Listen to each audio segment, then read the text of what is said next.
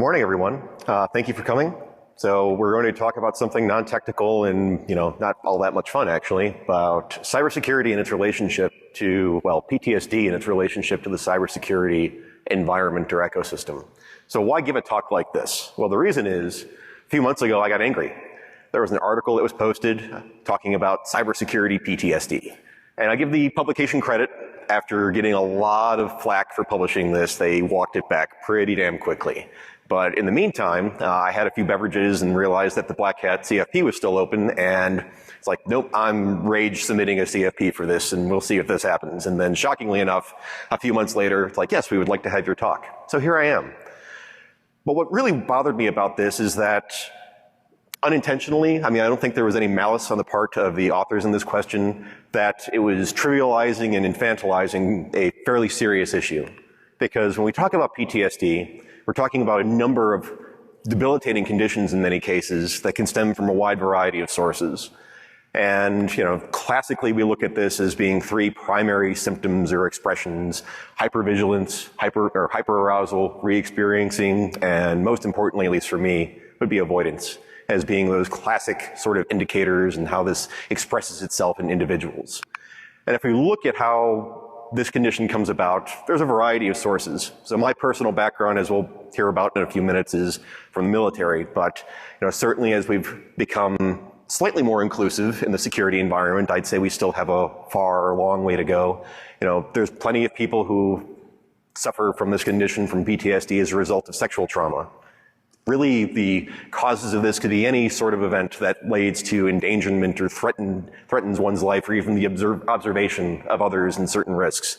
And all of these factors come together to create not a one-size-fits-all area, which leads to the use of a Futurama meme, which is always appropriate because we want to try and keep this at least as light as possible. That, really at the end of the day, it's hard to shoehorn a definition and an experience of what does this mean and how do we go about this? Because at the end of the day, all generalizations are stupid.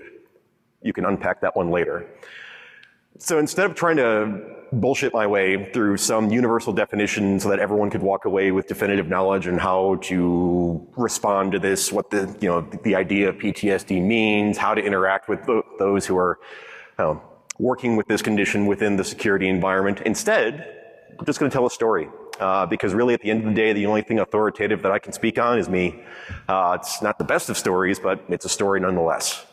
So my story starts, I was a philosophy graduate. I was at graduate school at the University of Chicago and realized that was not going to be a very smart move long term. So I quit that, ended up working construction for a little bit, and then I decided, I need to do something a little more smart, so I ended up working computers, did data analytics for an industrial supply company, realized that was very boring. So I decided, why not join the Navy? That sounds like an excellent idea, right? And the reason I did that is because I wanted to ride submarines. But the problem is that when I got to Fort Meade, which is my very first duty station, you can make connections from there. They saw my background like, oh, you know computers. You're going to sit in a cubicle again and do computer stuff. So as a result of that, at the time it seemed like a really great idea. I sort of weaseled my way into a very interesting deployment to Afghanistan in the winter of 2011-2012. Got to do some fun things in central Afghanistan and whatnot. Take fun pictures of me on the mountains. That's an interesting uniform. Anyway, the problem was that didn't really hit me at the time because I was very much high speed, low drag in terms of career, very focusing on here are the wickets I need to hit and I want to be awesome. And it wasn't until about a month and a half after I got back, actually, this would be April of 2012, I had a stroke. That gives one a lot of time to actually think about something when you're laid up in the hospital trying to remember how to walk again. And it turned out that the reason for said stroke, or at least as best as anyone from Navy medicine could determine, was an undiagnosed heart defect, which was very interesting because I was doing rather well up until that point and no reason to worry. So one very interesting surgery that had some anesthesia problems later, not only did I have plenty of time to think about what I'd been doing in my job and some things I didn't particularly enjoy and realize exactly what the implications were, but I'd also sat through a terrifying experience in terms of just what happened between the stroke itself and then a very unfortunate surgical event at Bethesda Naval Hospital. Well, now Walter Reed, Bethesda, etc. It doesn't matter. Part of this, and this is sort of a dovetail, this is a separate conversation, there's a concept called moral injury, which I'm a big fan of, that plays into the overall PTSD narrative. The idea of, being significantly harmed just at a fundamental ethical level of what have I done, what have been the meanings of my actions. This certainly filled into things, but really just added a sort of coda to a lot of quite frankly, it's very interesting being on an operating table and being, awake and aware of what's going on the whole time as something's being done to you. However, because I'm an interesting sort of person, I must preserve my military career, which is why I went through that surgery, which is why I kept my damn mouth shut, and then I took orders to go to the USS Wayne Meyer, DDG 108, in the spring of that year. Problem is that, I knew what my job was and had a really good, I was effective, I was awesome. I got to the ship and I was a fish out of water, which is an interesting position to be in on a ship. And, I just had to relearn a job, and I no longer felt like I was in a place where I was effective, and I felt that I wasn't contributing anywhere. This was on top of a lot of family strain that I had. There were a lot of problems, and sort of during this time, I acquired a Glock 19. And June of 2013, I decided to try and suck start that Glock, which is not something that is very smart to do, especially when the little guy on the right or left, depending on how you're looking, was sleeping in the bedroom next door, and then my daughter, who's now 9, walks in as daddy's got a gun to his head. So as a result of that, my wife left me. Then, family was gone. Had a lot of things to ponder there. I sucked at my job, so I didn't even have that to rely on. My sea duty status got revoked. So not only did I suck at my job, I couldn't even do it anymore. I was on ice just sitting in an office or whatever and doing medical stuff. So everything I valued was at that point gone. Spent some fun time at the One North Inpatient Mental Health Center at Balboa Medical Center in San Diego. The view is nice when you actually can get a window, but it's not a very fun facility. But part of this, though, in being put on ice, so to speak, is that I got some time to actually start thinking about what the hell was going on and, start proceeding with recovery. And the thing is that when I looked at what it was that I actually valued for what I was doing and what gave me some sort of agency, it wasn't the, running around the mountains of Afghanistan or supporting people doing the same. It was really working within that computer space because, one, I felt like I was actually kind of good at it. It was kind of fun. And when I wasn't doing stuff that made me feel a little morally questionable, I felt like I was doing good. So after I got the most, not embarrassing, but certainly unfortunate letter in my life, it's always disheartening to say that you are unfit for something, in this case being military service. I ended up working at Los Alamos National Laboratory when I got out because I still wanted to fight the good fight. I thought protecting a nuclear weapons laboratory and working on the incident response team and then leading it would be something that would be great, and it tied into that sense of agency. And it was a good job to be in. Unfortunately for Los Alamos, fortunately for Dragos, then I moved on to Safeguard Civilization in the industrial control space about a year ago. So what did we learn here? I gave you a little background for who I am, what I'm talking about, but what's the point? The point is that one of the things that put me in a really bad spot and that really started grinding things along, there was certainly the moral qualms and questioning of I felt that I did really terrible, almost evil things, but also it was the lack of being able to feel as though I was actually doing something that mattered and something that gave me agency. So I would say if there was a tipping point that really sort of pushed me over the edge, and this may sound somewhat trivial in light of some of the things that I've just talked about, moving from that work environment where I felt like I was actively doing something and doing well into some place where I really didn't have a place, really took things out of me. So having a combination of confidence just in what you're doing and agency that I'm enabled to do it really helped lead me on the road to recovery. Still having problems. You might notice that I don't go to too many parties and avoid some of the things that are going on in Las Vegas. But, overall, I'd say I'm in a much better place. I don't own any firearms anymore either, and I never will again. But why security? I already talked about this a little bit. Certainly there's a personal side of the story that really fits in just in terms of individual preference. But in my estimation, working in the security space really provides a way of establishing that sense of self-worth. There's the classic sense where you should be confident in yourself or whatever, and, all these other sorts of things. But it really helps that when you prove your ability to others by doing something fairly concrete that you could express on a stage at Black Hat or in front of your coworkers, or your family to tell them that's like, hey, this is what I do. I read other people's email, but that's so I can prevent them from enabling macros on the documents that are attached to them. But really it's trying to find, where do you fit in within the overall society? What is it that I'm contributing to this? How am I improving things? And I think that's a really important thing that for me, or it has been for me, and within this space overall. So, if this could be distilled into a very simple soundbite, information security is quite frankly empowering. I can't speak for those who have suffered from things like sexual trauma or from other experiences, but I have to imagine in looking at some of my brothers and sisters in this space that they at least feel somewhat the same way.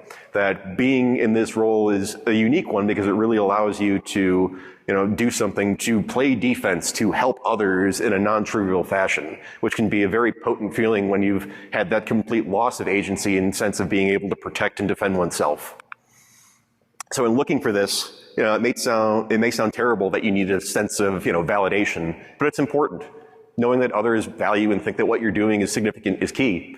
And that allows you to see that you have an ability to contribute to the environment and then satisfy organizational needs to give yourself a, placement or, location within an overall society, workplace, etc. But also fulfilling personal goals that it's like, yes, I'm doing something that gives me a sense of self-worth. In talking about this, and one of the things that bothered me with the original article and then the sort of pseudo-classic misconceptions around post-traumatic stress disorder syndrome, etc., is, there's a lot of misconceptions around this, whether it's the crazy vet or, all sorts of other ideas. And if there's something, in addition to giving some background for what this actually looks like, what I'd like to at least share is like, hey, here are some things that maybe if, you're worried, concerned, or that someone that you're interacting with might be experiencing these sorts of things, well, what should you kind of do? I don't have definitive answers, but I have a few suggestions at least. So first, there's the common idea like, hey, she or he needs to disengage. You need to take a break. This might be the case in some situations. I can understand that, but I know in my case, it was almost a bad thing when I was disengaged from operations, at least operations that I felt confident in and that I felt were contributing to good things. Trying to keep people involved is key because, the other part or corollary to this is like, I need to give him or her some space. That's almost one of the worst things you can do because one of the most pernicious and nasty symptoms and expressions of post-traumatic stress is that sense of avoidance, that I have no place. No one wants to talk to me because I'm such a bad person, or no one would want to talk to me because I was powerless, unable to help myself in some situation. It's a touchy subject because there is a delicate balance point between engaging and being overbearing, but just simply saying that like, nope, I need to leave he or she alone, it's probably not a good idea. Lastly, the don't work so hard. This is maybe a very personal one for me. I know my boss, to his great credit, tells me to take a break all the time. He bought me some Legos and a case of beer and told me to take a week off once upon a time, so good for him.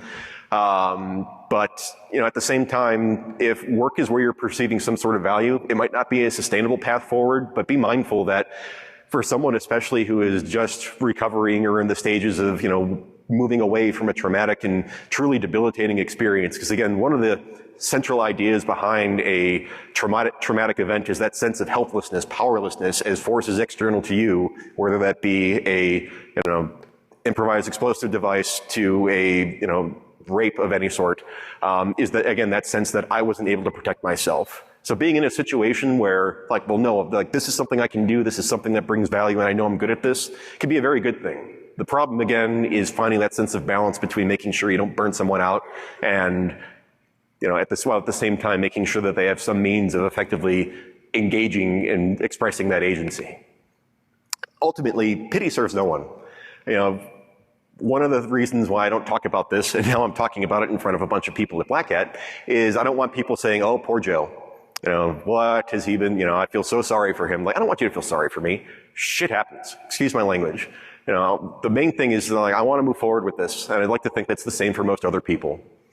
And really, when we look at the security environment, there's a lot of things that we could actually sort of bring to this. This is one of the things that came out in my treatment was that, there's some almost good things to be said for being hypervigilant, for, having that attention to detail to your environment.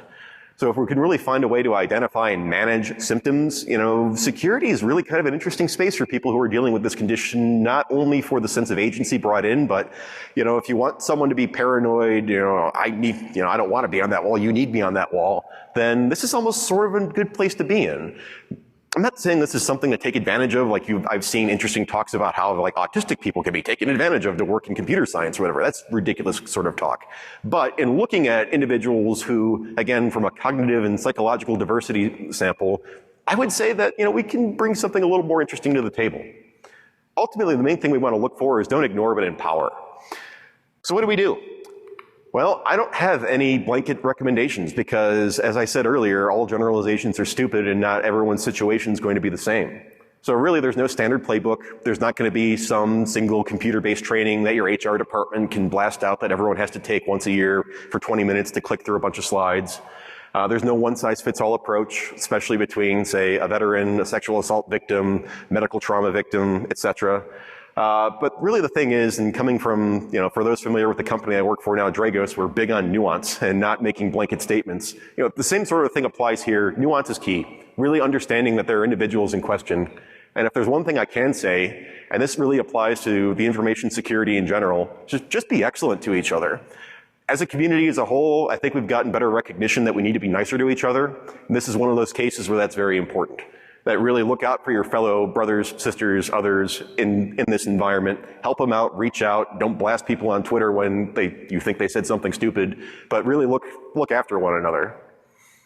So what have we talked about? Well, we've talked about the symptoms and consequences are very real. There's no hiding that. But, a lot of this results in people who might actually fit in very well in this environment. So the main thing is that don't ignore, don't pity, don't infantilize this, but engage, just like you would with anyone else that you work with. And, infantilizing just leads to resentment. Pisses me off, I'm sure it pisses others off, and that's probably not a good thing in the long term. So this is me in November, and I have a third child now. That's Matthew. Or that's not Matthew, that's Lucas. I hope my wife doesn't watch this now. He's 2 now, so life is getting better. What can I say? And to close, I would just like to thank some people. So Dr. Shara Max at Naval Medical Center San Diego and Jefferson Edmonds at Fleet and Family Support Services in San Diego for saving my life, essentially.